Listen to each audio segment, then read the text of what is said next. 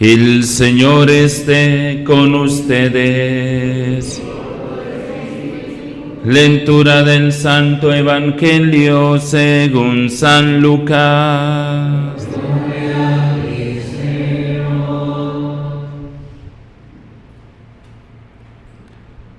En aquel tiempo, como algunos hablaban del templo de lo bellamente adornado que estaba con piedra de calidad y esbotos, Jesús les dijo: esto que contemplan llegarán días en que no quedará piedra sobre piedra que no sea destruida. Ellos le preguntaron: Maestro, ¿cuándo va a ser eso? ¿Y cuál será la señal de que todo eso está para suceder?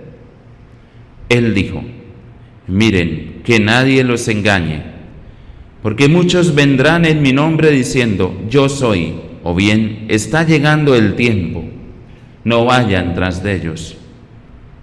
Cuando oigan noticias de guerras y de revoluciones, no tengan pánico, porque es necesario que eso ocurra primero, pero el fin no será enseguida.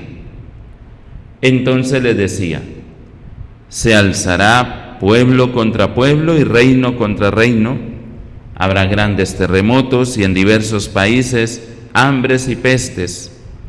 Habrá también fenómenos espantosos y grandes signos en el cielo. Pero antes de todo eso les echarán mano, los perseguirán, entregándolos a las sinagogas y a las cárceles, y haciéndolos comparecer ante reyes y gobernadores por causa de mi nombre. Eso les servirá de ocasión para dar testimonio. Por ello, métanse bien en la cabeza que no tienen que preparar su defensa, porque yo les daré palabras y sabiduría a las que no podrá hacer frente ni contradecir ningún adversario de ustedes. Y hasta sus padres y parientes y hermanos y amigos los entregarán, y matarán a algunos de ustedes, y todos los odiarán por causa de mi nombre. Pero ni un cabello de su cabeza perecerá. Con su perseverancia salvarán sus almas. Palabra del Señor. Gloria a ti, Señor Jesús.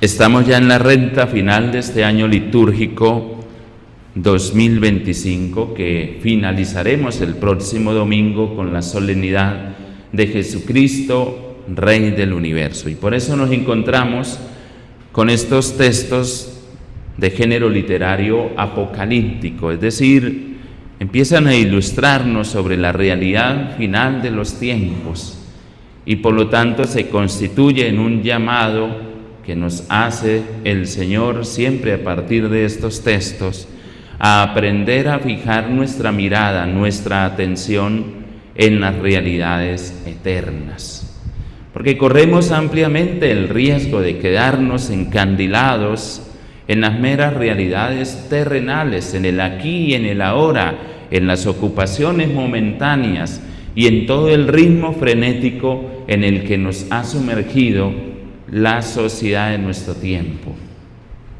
Eso nos puede llevar a hacer perder de vista, y así ocurre ampliamente en muchos sectores del mundo, hacernos perder de vista ampliamente la aspiración hacia las realidades eternas, y en nombre de la ciencia, en nombre del desarrollo tecnológico, sencillamente descartar toda idea de Dios y llevarnos a sumergir en una autosuficiencia humana. Hoy el Señor, al presentarnos estos textos, sencillamente quiere mostrarnos que el poder, el dominio, corresponde a nuestro Dios, de quien han salido todas las cosas, por maravillosas que se nos presenten, por estupendas que resulten a nuestros ojos las diversas realidades creadas. La palabra lleva a considerar cuánto más grande y espectacular es quien las ha realizado. Y por eso las criaturas nunca podrán ser una excusa para terminar desviando la mirada del Creador. De ahí que Jesús habla de que se alzarán pueblos contra pueblos, reinos contra reinos, que habrán grandes terremotos, hambres y pestes en diversos países, fenómenos espantosos, grandes signos en el cielo, refiriéndose, por ejemplo, a la magnificencia del templo de Jerusalén, donde cada israelita se vanagloriaba de lo espectacular de esa construcción. Les dice Jesús: eso que contemplan, llegarán días que no quedará piedra sobre piedra que no sea destruida. Y efectivamente en ese entonces estaba en el año 30 y alrededor del año 70 literalmente no quedó piedra sobre piedra de ese templo de Jerusalén por la destrucción que ordenó el emperador Nerón y todo el incendio de la ciudad de Jerusalén. Entonces, esa situación nos lleva a nosotros a considerar que cuando colocamos nuestra excesiva atención en lo que poseemos, en aquello de lo que somos capaces, nuestras habilidades, cuando nos fiamos demasiado en nuestra habilidad intelectual, en nuestros títulos, en nuestras influencias sociales y en toda una cantidad de cosas de las que hoy son las seguridades de muchas personas, y por lo tanto consideran tener el dominio porque poseen esas seguridades, todo eso se queda en la nada. La belleza, por ejemplo, por espectacular que sea, un día se acaba. La inteligencia y las grandes capacidades reflexivas y de transmitir la enseñanza y toda la formación que se tenga en títulos, todo eso un día se queda en la nada porque llega un Alzheimer y lo acaba, por ejemplo. Todo el poderío económico, fácilmente por malas decisiones o malas administraciones, puede llevar a una quiebra rotunda. Y así conocen ustedes seguramente muchos casos en diversos ámbitos. Entonces, por eso el libro del Coelet en el Antiguo Testamento señala: vanidad de vanidades, todo es vanidad. Entonces, ¿qué es lo que queda? ¿Qué es lo definitivo? ¿Hacia dónde nos orienta la mirada la palabra de Dios? Dice Jesús en algún momento: busquen el reino de Dios y su justicia divina. Por eso Jesús nos está hablando que por causa de la fe hemos de aprender incluso a soportar persecución, el peligro de la cárcel, situaciones incluso de muerte, y a lo largo de estos 2 milenios de historia de la Iglesia ha sido abundante la cantidad de mártires, donde convencidos por causa de la fe y de su fidelidad a Dios han preferido incluso entregar su vida. Y hoy el Señor habla precisamente de esa realidad del martirio. Les echarán mano, los perseguirán, los entregarán a las cárceles, haciéndolos comparecer ante reyes y gobernadores por causa de mi nombre. ¿Y qué nos dice Jesús? No tengan miedo.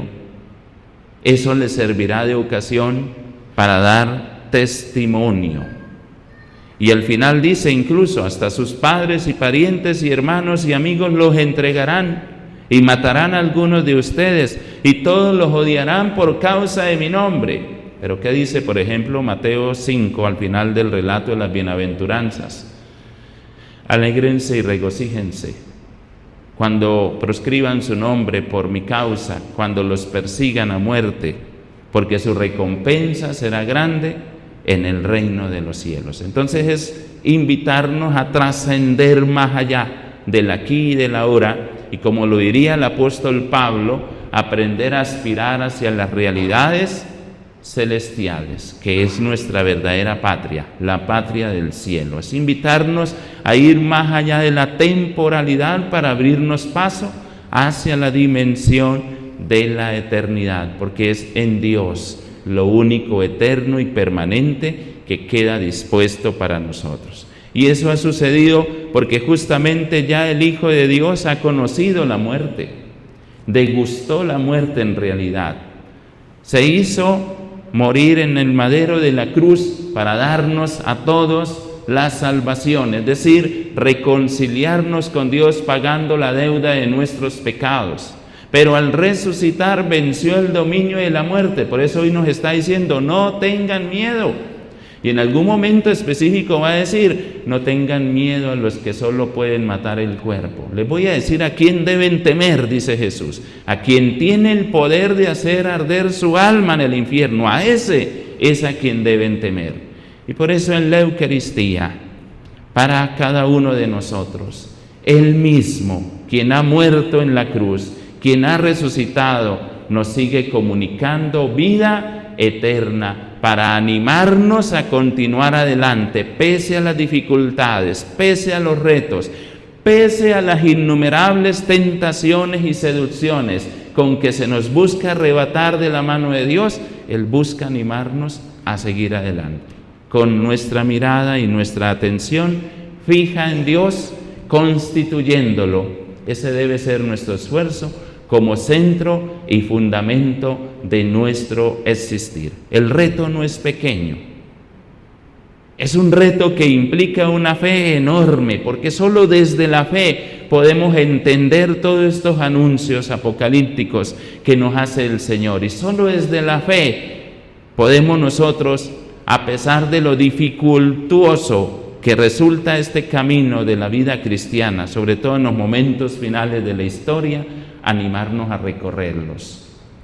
Justamente ya el Señor nos había anticipado de esa realidad cuando habla en el Evangelio también de San Mateo, hacia el capítulo 7, amplio y espacioso es el camino que lleva a la perdición, pero qué angosto y escabroso es el camino que lleva hacia la salvación, y muy pocos se van por él.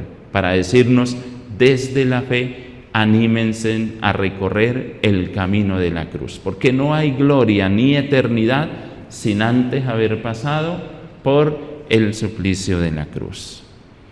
¿Qué significa la cruz para nosotros? En este sentido, aprender a desligar de nuestra vida, a despojar de cada uno de nosotros todo aquello que es contrario a Dios, todo aquello que es contrario al amor, todo vestigio de egoísmo, de autosuficiencia, de soberbia, de orgullo, de engrandecimiento, cuando nuestra única grandeza está en la medida en que permanezcamos unidos en comunión de vida y de amor con nuestro Dios.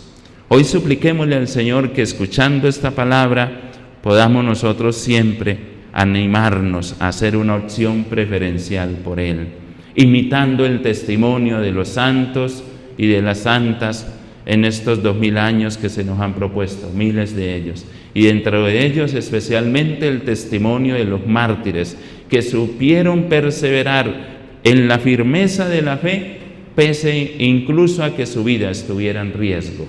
Que nos anime el testimonio de la bienaventurada Virgen María, la Madre Dolorosa, que a pesar de todos los retos y desafíos que afrontó, nunca desfalleció hasta el punto de colocarse al pie de la cruz, allí, contemplando el horror del suplicio de su Hijo, pero sin desfallecer, siempre puesta en las manos del Señor. Todo eso tienen que ser alicientes para nosotros, testimonios para nosotros, que nos animen a que podamos manifestar vivamente nuestra relación con Dios, sin pena, sin vergüenza alguna, siempre con determinación y decisión, transparentando sobre todo esa presencia suya a través de nuestras acciones cotidianas. Al Señor, que nos da su palabra, sea el honor y la gloria por los siglos de los siglos.